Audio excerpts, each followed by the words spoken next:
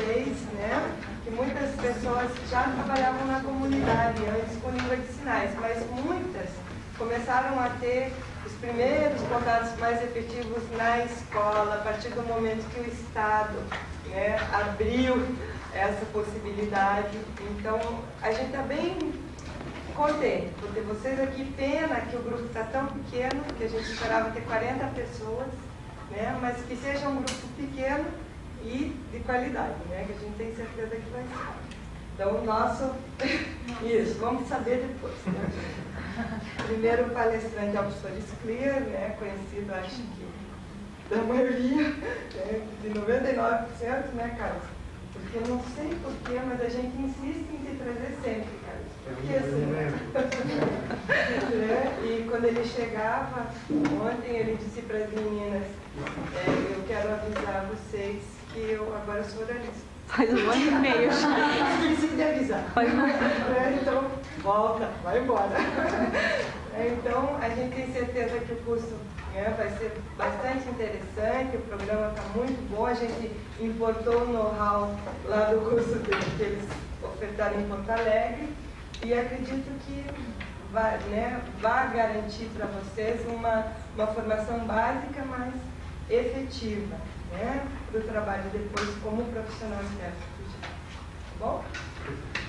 Tá, bom dia. Conheço muitas pessoas, tem muitas que eu a primeira vez que eu vejo.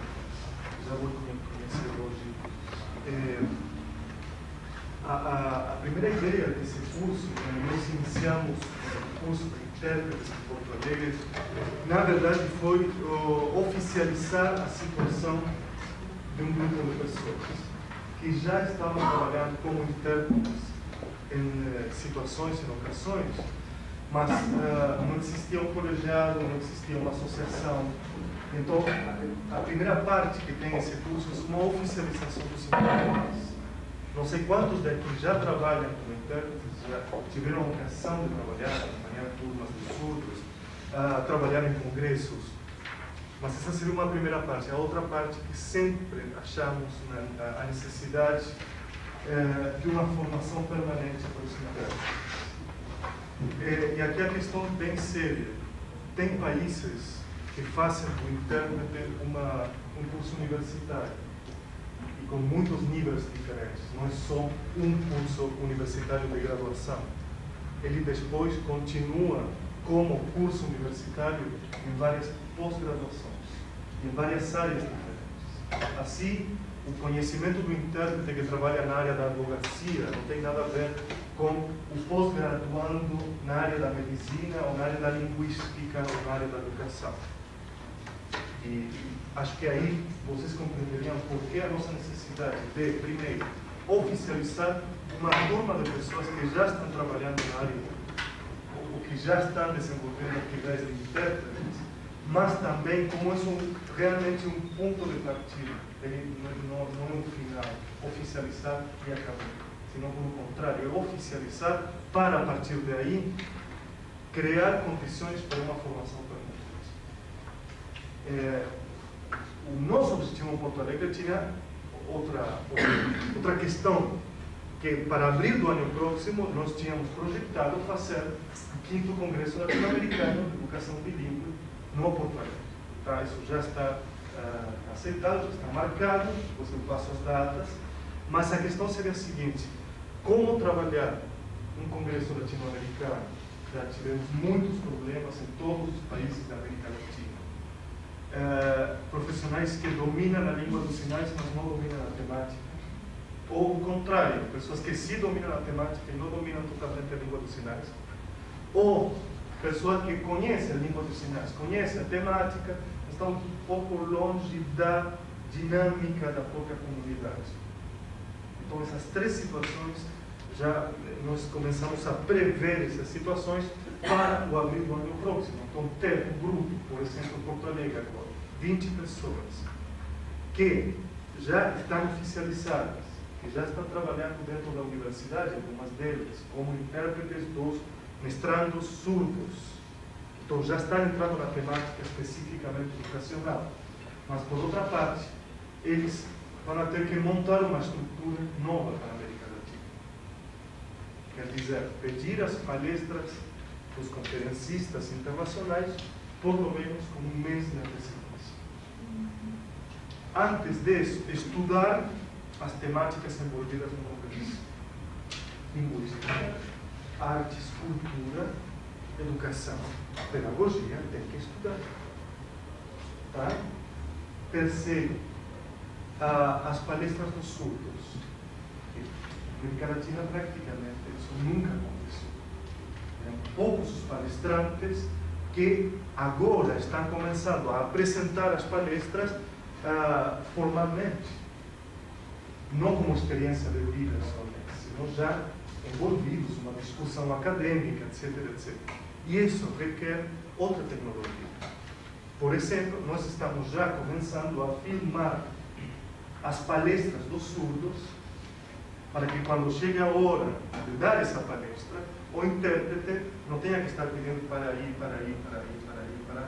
entender ou compreender o que o surdo está colocando. Então, a nossa tecnologia, a nossa ideia seria que essas palestras vão começar a ser filmadas com antecedência, para que o intérprete tenha, assim como ele recebe o material escrito, os textos dos palestrantes, ouvintes, ter o texto visual dos palestrantes surdos. Essa seria uma situação concreta por a qual também começamos a formação permanente dos intérpretes em Porto Alegre. Eu não sei se aqui a ideia vai ser continuar a formação, mas sem dúvida que essa primeira oficialização, com conhecimentos históricos, linguísticos, do código de ética, da atuação do intérprete, vai ser um ponto relativo. Para que um grupo de aqui em adiante possa projetar, possa imaginar eventos onde realmente os surdos sejam não só interpretados desde o mundo ouvinte para eles, senão o contrário, que é isso que realmente na América Latina está faltando. A participação dos surdos no palco e ter um bom intérprete que acompanhe, bons intérpretes que acompanhem essa fala dos surdos. Isso que está faltando. O contrário, talvez, já se está conseguindo faz anos. Então, ter bons intérpretes para palestras orais, porque não temos o contrário. E isso exige realmente conhecimentos que não tem, alguns não têm nada a ver com o domínio da língua. Então, quando escolhemos o programa, vocês veem, acho que tem esse cronograma aqui, vocês têm uma história dos surdos e das línguas de sinais, que talvez vocês achem a temática menos interessante para o trabalho, talvez vocês achem que não vale a pena trabalhar na questão teórica da história, quando na verdade estamos oficializando um presente.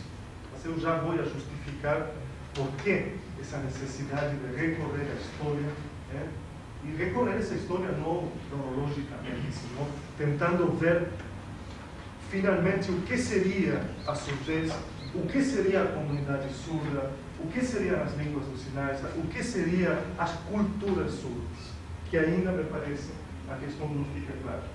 E um intérprete que muitas vezes está envolvido em situações onde ele mesmo define o que é a surdez, o que é a cultura, o que é a comunidade, ele não está preparado, muitas vezes, para, teoricamente, discutir essas questões. Os princípios da linguagem da comunicação, os aspectos linguísticos da língua dos sinais, a atuação do intérprete e os princípios éticos do profissional intérprete. Não sei se vocês já leram essas temáticas, no caso o que acharam, se já sabem tudo, se não sabem nada, se o quê?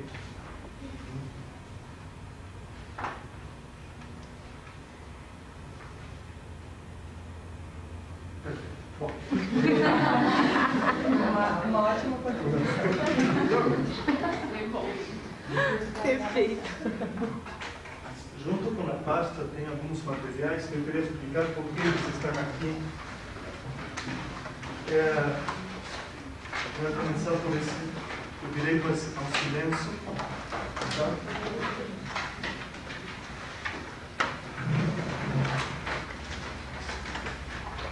Vou começar por os textos que estão em português.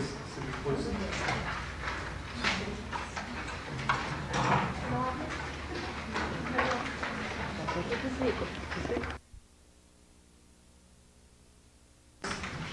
E foram traduzidas ao português algumas referências sobre a história.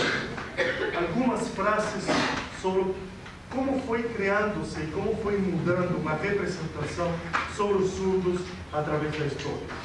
Então, depois, esse material vai ser motivo para um trabalho mais em grupo, mais de discussão sobre o que foi acontecendo nessa história.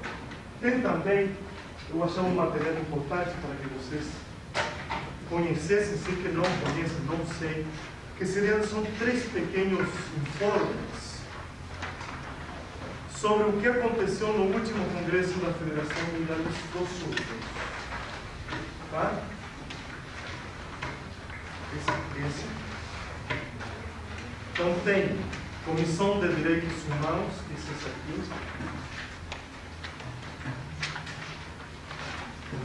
Comissão da Pedagogia.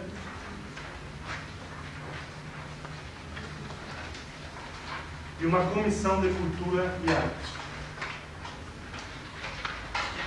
Também são simplesmente as resoluções que a Federação Mundial dos Surdos escreveu no final de 95.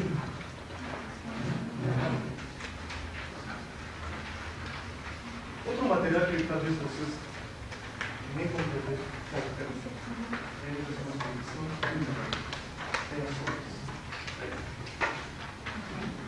Aqui aparece um material que vocês dirão para que o que é isso. Só para que no horário do recreio vocês se divertam, simplesmente lendo um comics, uma historinha. Não. Na verdade, tem algumas pessoas que já conhecem esse material. Acho que não.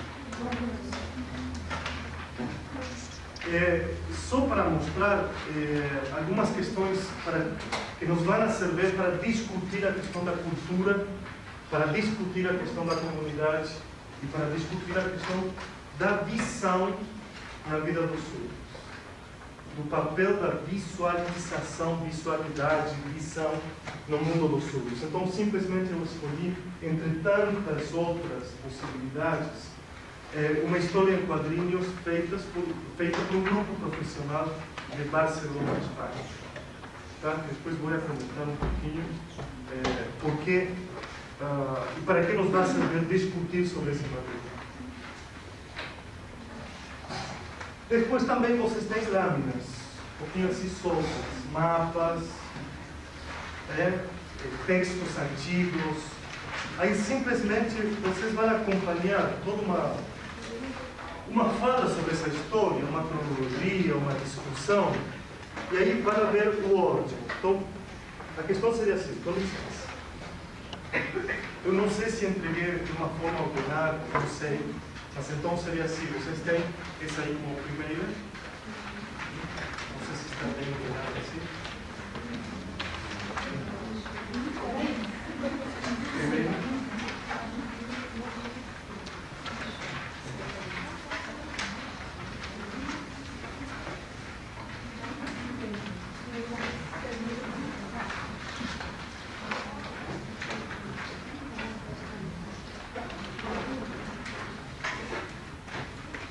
Acho que está no outro. Não. Então volta ou...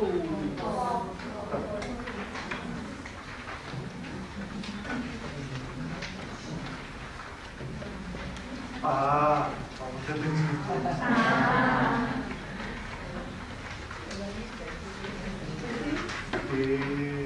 Bom, sabe o alfabeto normal?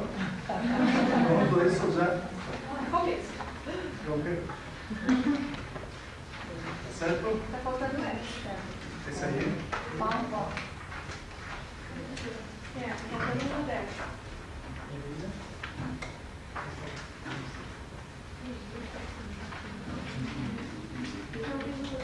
Está tudo iguais.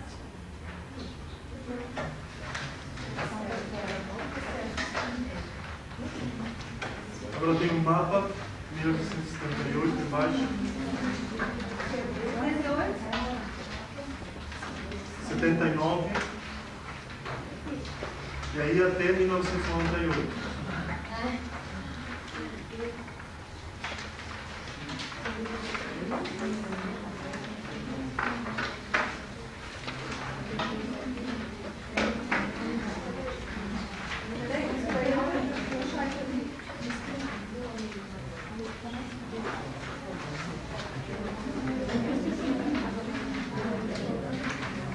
Tá, aí.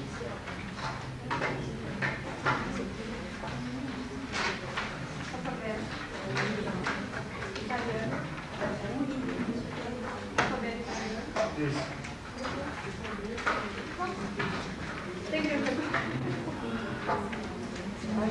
É novo. Bom.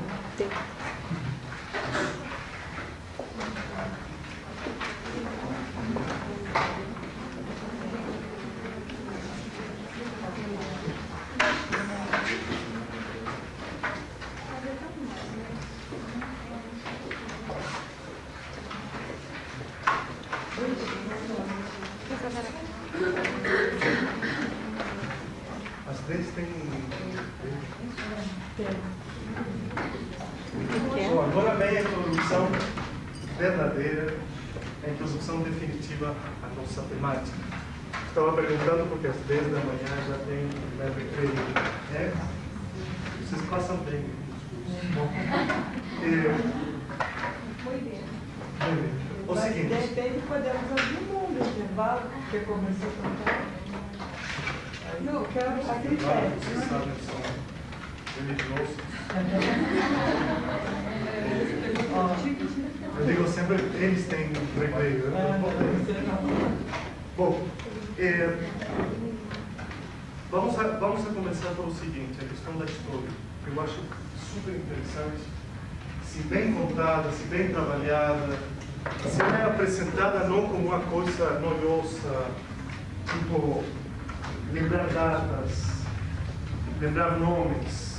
Na verdade, o que eu quero com vocês é trabalhar primeiro o que seria a história da surdez em geral. Então, acontece o seguinte, quando estamos falando da história da surdez, o que pode acontecer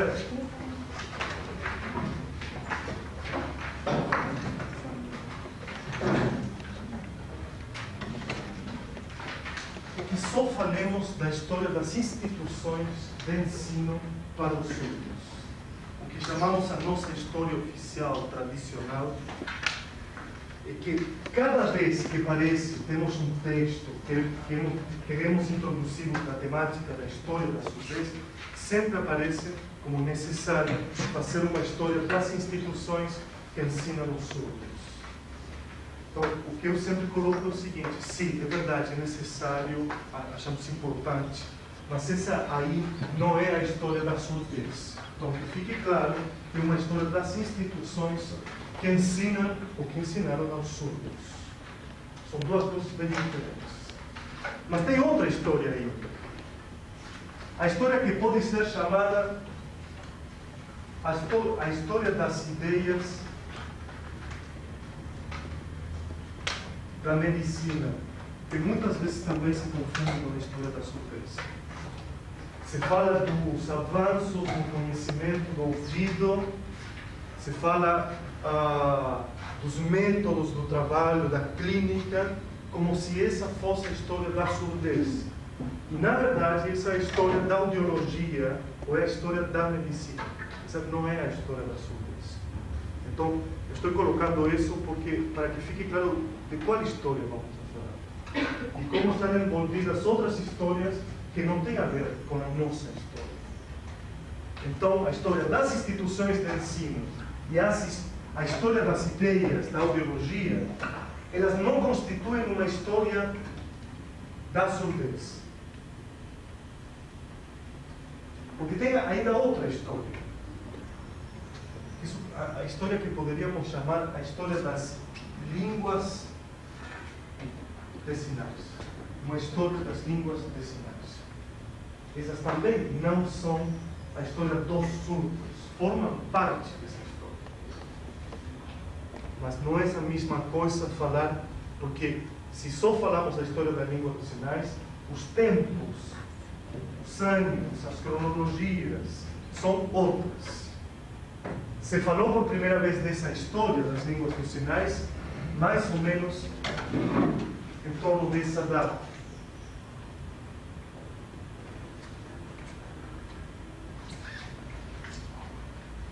Que vocês vejam alguns problemas que temos aqui de datas. A história das instituições é uma coisa muito engraçada que vou aclarar já mesmo. Praticamente se inicia ao mesmo tempo que a história das línguas dos sinais. A história das instituições do ensino dos surdos. Isso, eu não sei quanto vocês sabem dessa história, mas a primeira escola pública no mundo para surdos começou utilizando a língua dos sinais. Tá? Essa história não está bem contada geralmente, mas aí já nos aproximamos duas histórias, as das instituições e das línguas dos sinais, mais ou menos na mesma época, no mesmo ano, no mesmo país. Estou falando da França. Tá? Fica claro, então, que as ideias da medicina, elas têm outra história. Elas vão para 1400, etc, etc. Tem uma história, uma outra história, que eu chamo a história das ideias pedagógicas, não das instituições. Como vocês sabem, as ideias pedagógicas não sempre têm a ver com instituições de ensino. Se eu digo que a primeira escola pública para surdos foi criada em 1785, as ideias pedagógicas elas vêm de muito longe, tá? E mais ou menos poderíamos localizar as ideias pedagógicas sobre os surdos, estou falando, não as ideias pedagógicas em geral, em torno do início do século XVII. Então, você vai configurando um quebra-cabeça para entender, quando fale da história, qual história vou referir, qual história vou contar. Mas tem outra história, desculpem, eu vou continuar com mais peças do quebra-cabeça. Essa seria a história das comunidades surdas. A história das comunidades surdas. Vocês poderiam dizer rapidamente que essa história das comunidades surdas tem a ver com a primeira escola pública ou tem a ver com a história das línguas de sinais. Em alguns países, em outros não tem nada a ver. Tá? Então, para falar nesse século, tá? História das comunidades surdas, aí temos que fazer referência a cada país em concreto. Não adianta fazer uma história geral das comunidades surdas. Sabemos que a primeira comunidade surda foi a francesa, depois a americana, a norte-americana. Mas aí fica bem difícil, porque aí temos toda uma ligação entre todas essas histórias. O que faz difícil dizer tem uma história das comunidades surdas. Tem múltiplas histórias. Cada país é capaz de desenvolver a própria história da sua própria comunidade, marcando datas que não têm nada a ver com outros países do mundo. Tá? Essa é a história das comunidades surdas. Fica mais uma, tá? Que seria a história da cultura surda. A história da cultura surda.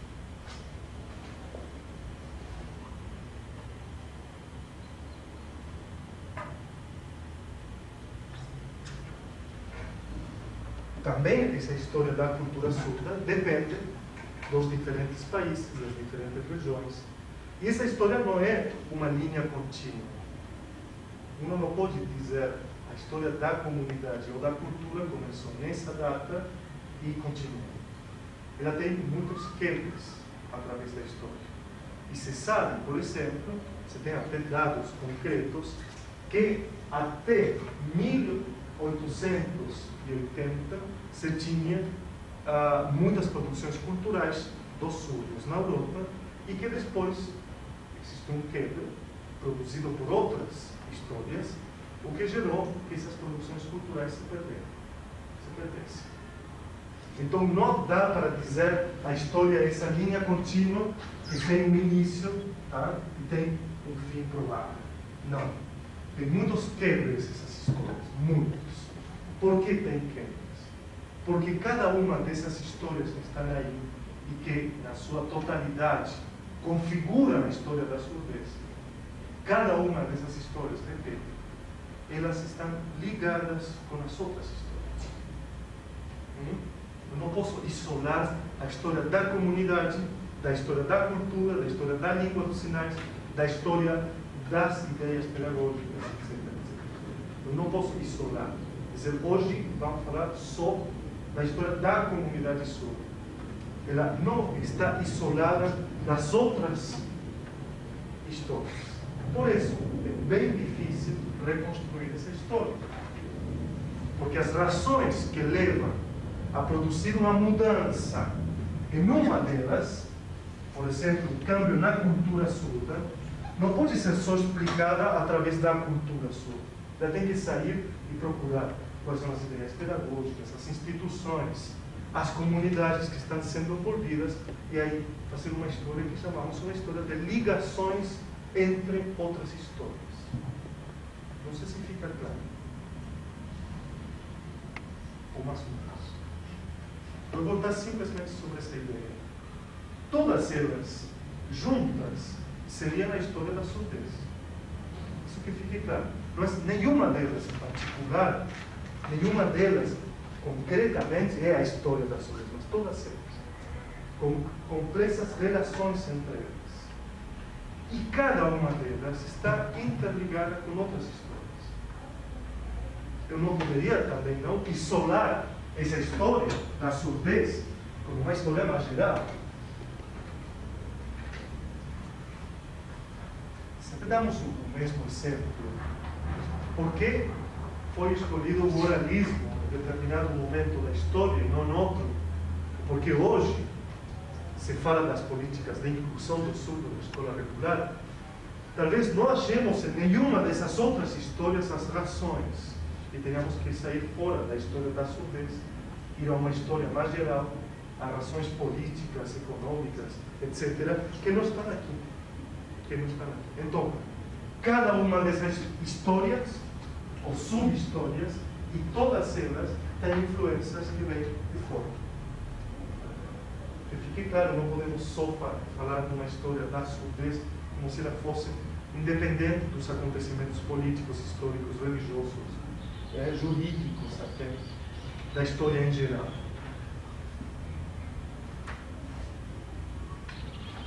Eu fiz essa tentativa nesse livro que acaba de sair, está em espanhol, e no primeiro capítulo eu tentei fazer essas relações entre todas essas áreas.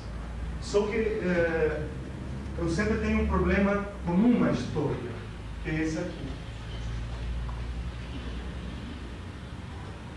Porque eu acho que de todas as sub-histórias, de todas as pequenas histórias que estão ali dentro, todas elas podem funcionar sem a presença da história da medicina.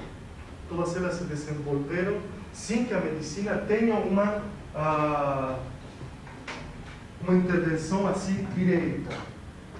Se talvez podamos fazer essa vinculação, que a medicina entrou nas instituições de ensino dos surdos e gerou uma dinâmica nova a partir das ideias da medicina. Mas nem a língua dos sinais, nem as comunidades, nem a cultura, nem as ideias pedagógicas têm a ver com essa história da medicina. Então, nesse trabalho que eu fiz, tentei fazer todas essas relações. Eu acho que não deu certo. Porque falta, obviamente, a formação do historiador, que não só coloca as datas numa cronologia boa, correta, certa, que tem documentação, que tem tudo. Falta uma interpretação. Finalmente, quem lê um capítulo da história, depois de 70 páginas, continua perguntando, bom, mas aí, e por que os surdos foram proibidos de usar a língua dos sinais durante um momento da história? Ou se ainda se pergunta, por que o oralismo, que não conseguiu resultados, ainda tem essa força? na educação ou na interpretação da necessidade do surdo. E eu acho que fica bem difícil, só através da história interna da surdez, justificar ou dar uma resposta a essas perguntas. Tá? Então, eu não consegui fazer, mas isso me permite dizer o que eu acho sobre a complexidade da trama histórica, que não é uma simples colocação de dados colocados assim, numa data, todo início aqui, continua aqui, e hoje estamos aqui incluídos nas histórias regulares. Tá? Bem, sobre isso alguma questão? Alguma pergunta? E a história dos surdos, então, onde que fica? Estou falando da história da surdez, mas não a história dos surdos.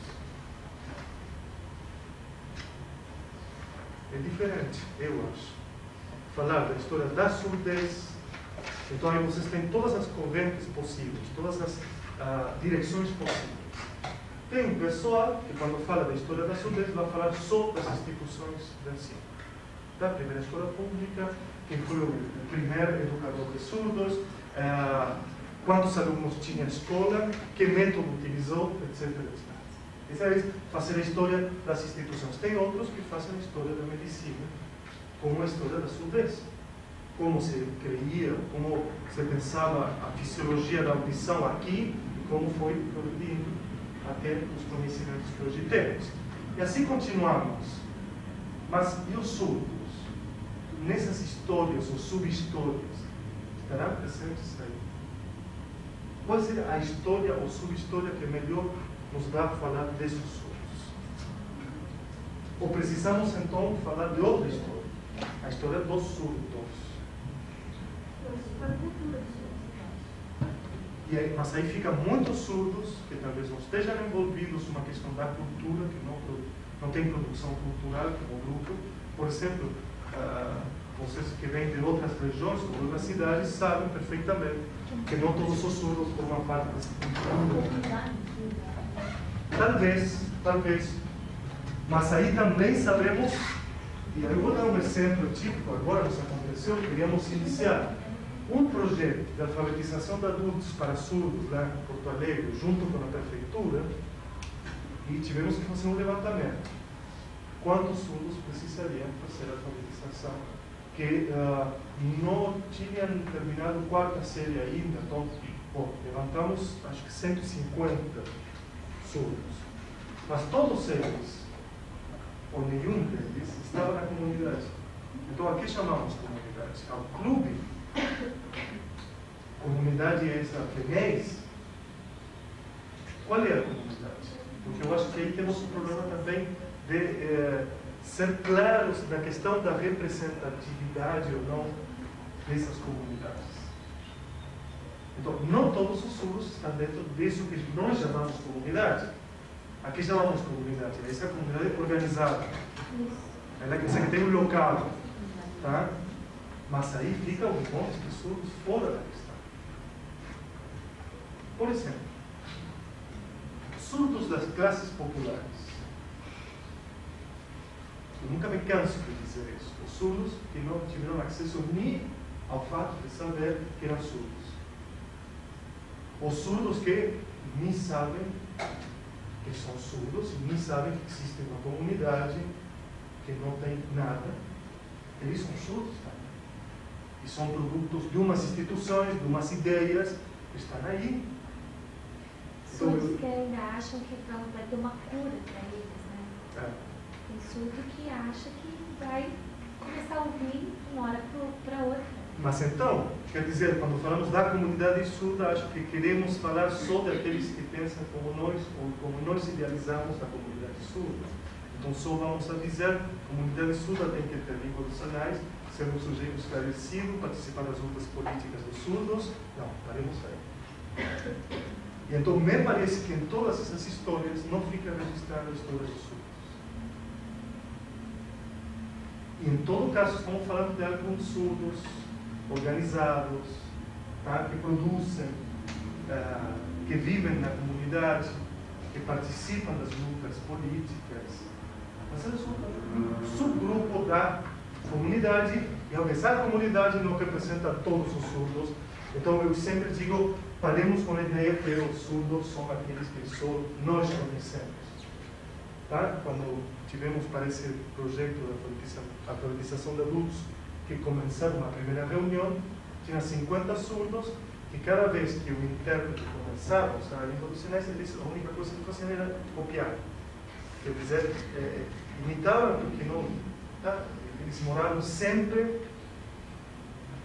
longe de qualquer contato com outros surdos, mas eles são surdos. Eles são surdos, merecem ser chamados surdos. Eles formam parte de uma história que alguma vez vai mudar, mas eles têm que ser compreendidos, eles têm que ser incluídos na discussão sobre a história da surdez. Senão, vão falar só dos surdos poetas, os surdos filósofos, os surdos politicamente corretos, etc. E não é correto, tá? Então, por isso eu digo, tenha cuidado com a questão dos surdos como esse grupo que nós conhecemos e que trabalha junto com uma comunidade. Então, não sei se ficou mais claro, pode ser que não tenha ficado. Quer dizer, acho que nós estamos trabalhando com 20 ou 30% dos surdos de cada região. Tem muitas cidades, muitas regiões que não tem nenhuma, que eles não estão reunidos. Tem outras que só participam 10%, 15% como comunidade. Então aqui chamamos comunidade, quem são os seus membros, quem não. Eu acho que essas divisões não nos favorecem para fazer o trabalho histórico. Tá? Então, aí foi a outra coisa que eu fiquei enganado durante o meu trabalho no livro, que eu estava falando dos surdos, com essa noção de que os surdos são só aqueles que se chamam surdos, que gostam da língua dos sinais, que são politicamente esclarecidos. Aí estamos idealizando no sentido contrário. Tá? Aborrecemos do oralismo, mas achamos que todos os surdos são perfeitos do outro lado. Que todos se amam entre eles, temos uma versão assim, otimista da comunidade surda. Não? Bem, então por isso fica claro que os surdos, a história dos surdos é uma história que fica com uma incógnita, eu diria assim, uma sinal de interrogação, a história dos surdos.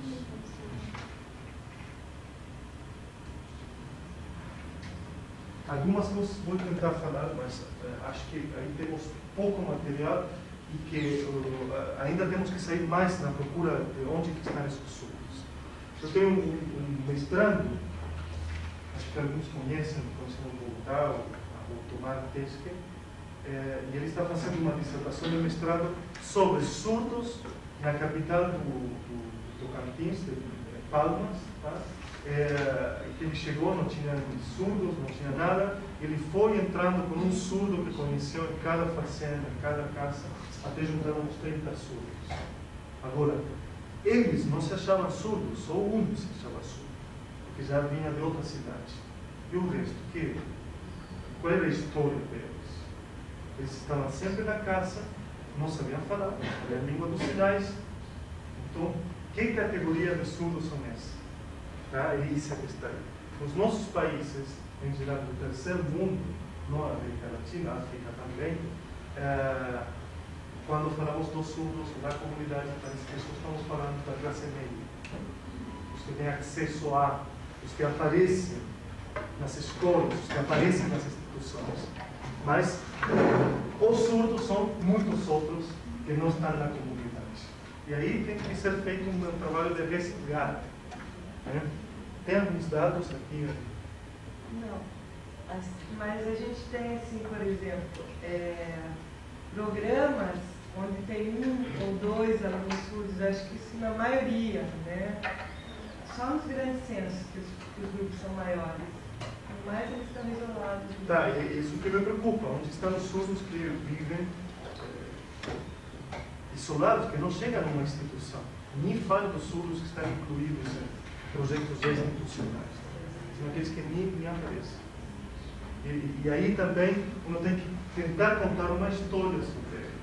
Meu irmão foi paciente, assim, já tem cabeça dura, grande, seria aquele não usa bem a língua dos sinais. Bem, para fazer tudo isso, e antes do primeiro recreio, eu vou fazer agora uma espécie de definição do que hoje nós poderíamos compreender como o que significa ser surdo. Uma definição que tem 4 elementos, 4 frases. Tá? E seria a seguinte: cada uma delas tem que ser bem aprofundada e bem discutida ainda.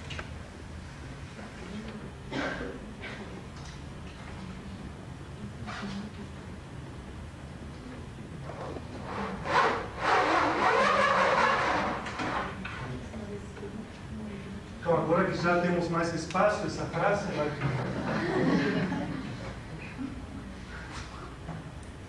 Tá.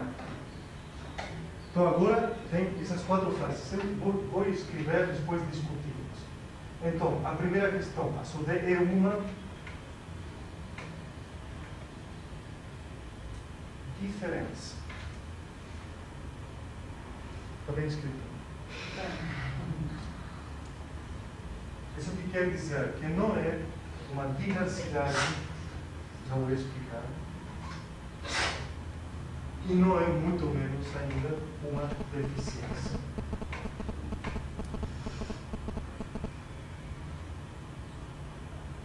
Então, a surdez compreendida como uma diferença, não como diversidade, não como deficiência. Vocês vejam que até hoje, na primeira aula, intérpretes da língua dos sinais, se falava dos deficientes auditivos. Então, é até uma paradoxa. Segunda questão: a surdez é uma experiência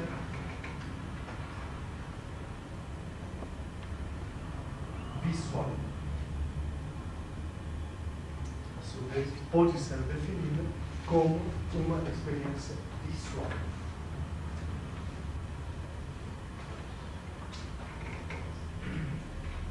Se aceitamos essa primeira, a segunda já fica clara. Não é uma redução auditiva, não é uma experiência visual. Tá? Terceiro: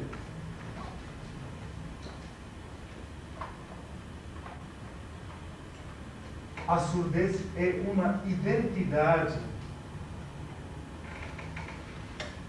que chamamos múltipla ou bem multifacetada.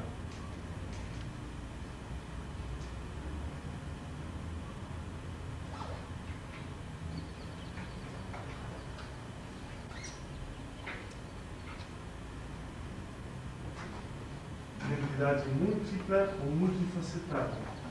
Já vou explicar cada um deles. Apenas voltemos.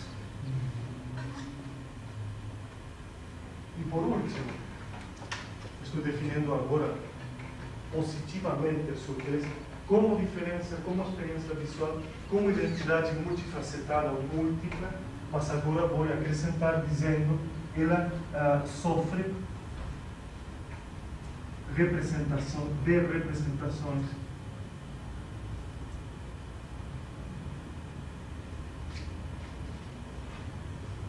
estereotipadas.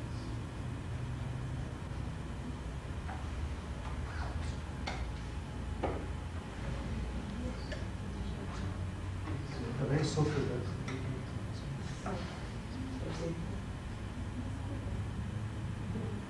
de representações estereotipadas.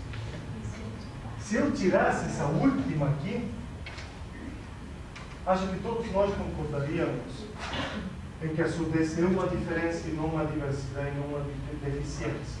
Ela é uma experiência visual que ela tem múltiplas identidades. Já vou entrar na diversidade. Não podemos falar de uma identidade surda, homogênea, coerente, senão que temos que falar de múltiplas identidades surdas. Por quê? Porque todos falam dos surdos como deficientes auditivos. Nós achamos que os surdos têm uma identidade perfeita, racional. que eles se podem autocontrolar como surdos. Então, como qualquer outra identidade no mundo, ela nunca é uma identidade, senão que ela tem múltiplas identidades. Então, ser surdo hoje não significa só ser surdo. Então, quando falamos das identidades múltiplas, falamos de que os surdos são mulheres, crianças, classe média, classes populares, religiosos, drogadictos. Se diz drogadictos? Drogados. Tem que falar claro, não? No sentido que essas identidades estão recortadas, estão fragmentadas. Não existe só uma identidade, como dizer vocês são só mulheres, ou são só homens. Não. Vocês, durante o dia, têm muitos fragmentos da própria identidade ligados a outras identidades. Então, serão mulheres, mas são profissionais ou não. São negros ou não. São casadas ou não são casadas. Então, tudo isso vai articulando uma identidade que não é única. Ela está multifacetada, esse é o termo. Então, até poderíamos aceitar a questão da diferença, da experiência visual e de identidade. Só que esse último grupo, quem sofre de representações estereotipadas, condiciona a possibilidade de definir as outras três características. Seria muito bom se a surdez ou os surdos não sofressem de representações estereotipadas, mas como eles sofrem dia a dia, e também nós mesmos temos essas representações dentro, as demais características são sempre características limitantes. São sempre características que não acabam por se desenvolver. Vamos dar um exemplo para que fique bem claro. O que quer dizer uma diferença e não diversidade? Durante muitos anos, décadas, se falou dos surdos como uma diversidade. Eles são diversos. Não são iguais aos outros. São diversos. Então, o que esse conceito tem de errado? Que ao falar da diversidade, sempre estamos fazendo referência a uma normativa. Todos juntos, normativa. Nós estamos dizendo que são diversos do normal. E as consequências que tem isso, que sempre se vai tentar fazer que eles venham para o normal. Está claro? A raça negra não é uma variedade da raça branca, é uma raça diferente. A surdez não é uma variedade, a deficiência auditiva não é uma variedade da audição normal. É uma diferença.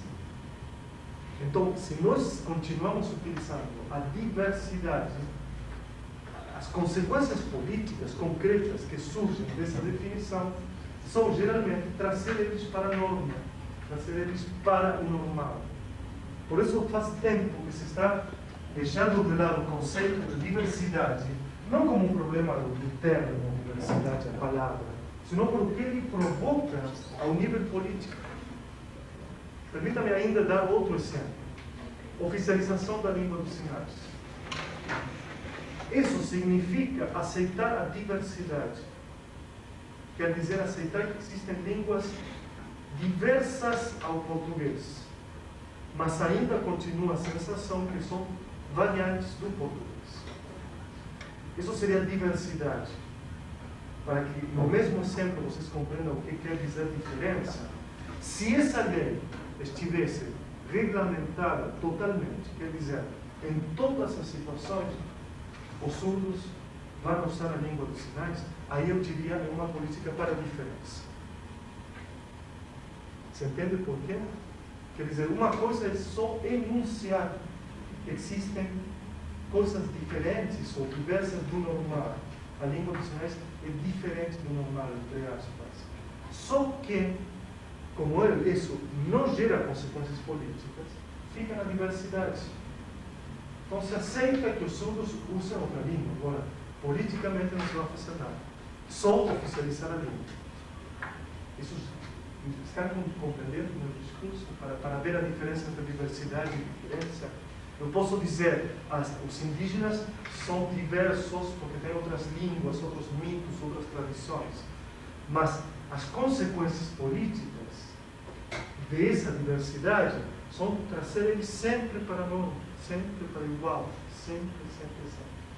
Agora, se realmente eu falasse da diferença, eu deveria levar essas minhas palavras até o final e dizer as consequências políticas da diferença tem que ser em todas as ocasiões, para todas as situações, sempre.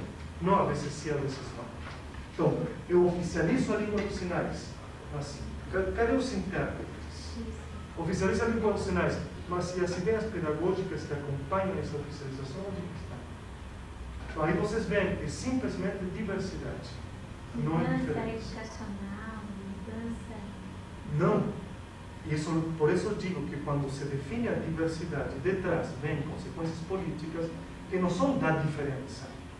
São simplesmente continuar enrolando, usando o conceito da diversidade, que é o que mais gostam os políticos. Os discursos políticos estão cheios dessa palavra diversidade. Poucas vezes aparece diferença. E desculpem, o que significa a diferença? Um reconhecimento político, se não variar. Então, quando eu falo da diferença, falo de ter que reconhecer essa diferença politicamente. Politicamente, eu falo dos políticos, mas da cidadania, direitos humanos, direitos linguísticos, a esse nível.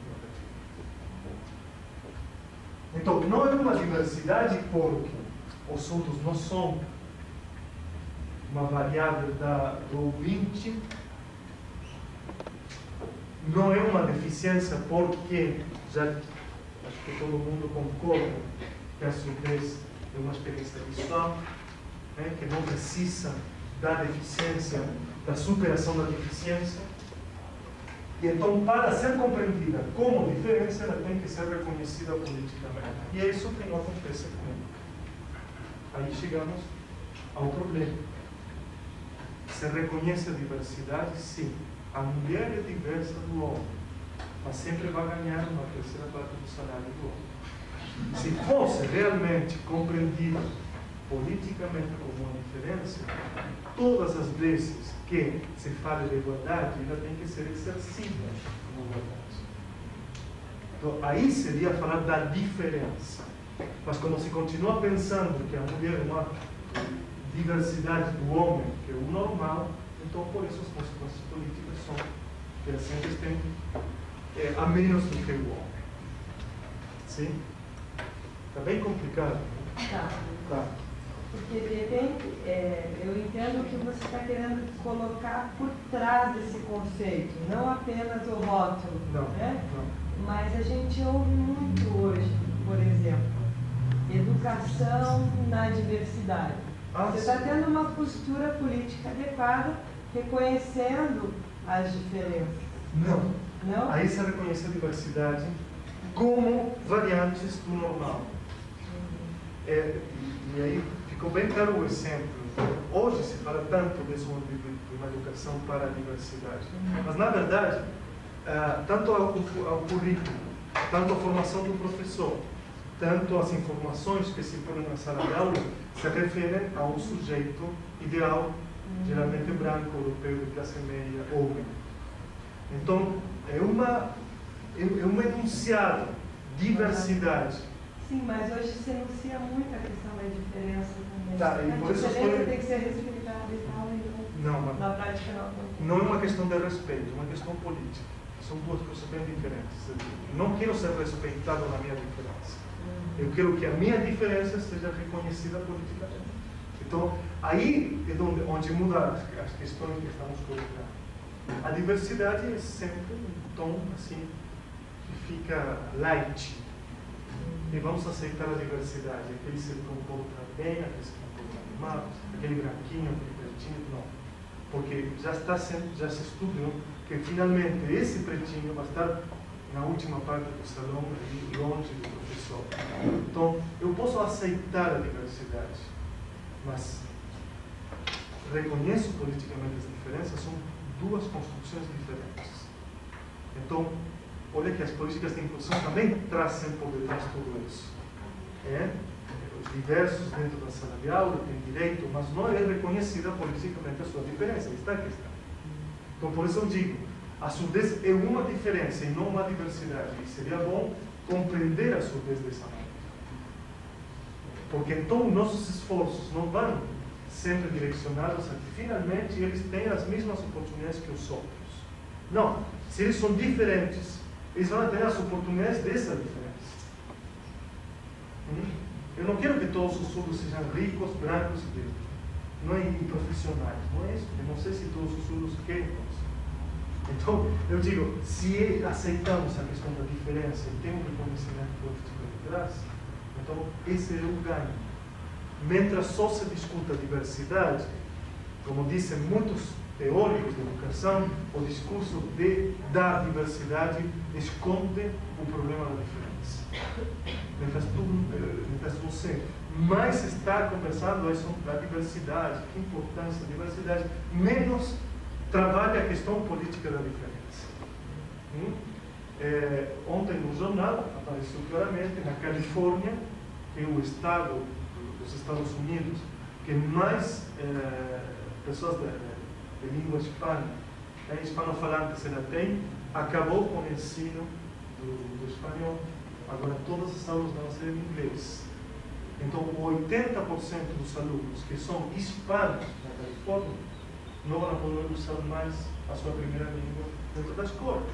Então tem projetos de globalização detrás, tem muita coisa detrás. Eu só esquematizar a diferença entre palavras diversas e diferentes. E que trazem consequências políticas bem diferentes uma da outra. Então, para mim, isso é uma diferença, não é uma diversidade. Se fosse uma diversidade, isso justifica a inclusão, isso justifica a reeducação deles para tentar fazer deles sujeitos normais e tantas outras coisas. Se falamos da diferença, então todos os nossos projetos são políticos para esse reconhecimento. Há pedagogia específica para os surdos, há os intérpretes na língua dos sinais, há televisão legendada, mas tudo isso forma parte de um reconhecimento político, que tem que ter consequências políticas. Tá? Bom, vamos fazer uma pausa. Uma pausa bem diferente, não diversa. E aí, a partir dessa organização da definição da surdez, voltamos a história agora. Sobre 4 histórias, alguns elementos que vou colocar sobre a história das instituições, a história das ideias pedagógicas, a história das línguas de sinais e a história da comunidade surda. Repito, vamos a trabalhar agora e dar alguns toques sobre a história das instituições, a história das ideias pedagógicas, a história das línguas de sinais e a história das comunidades.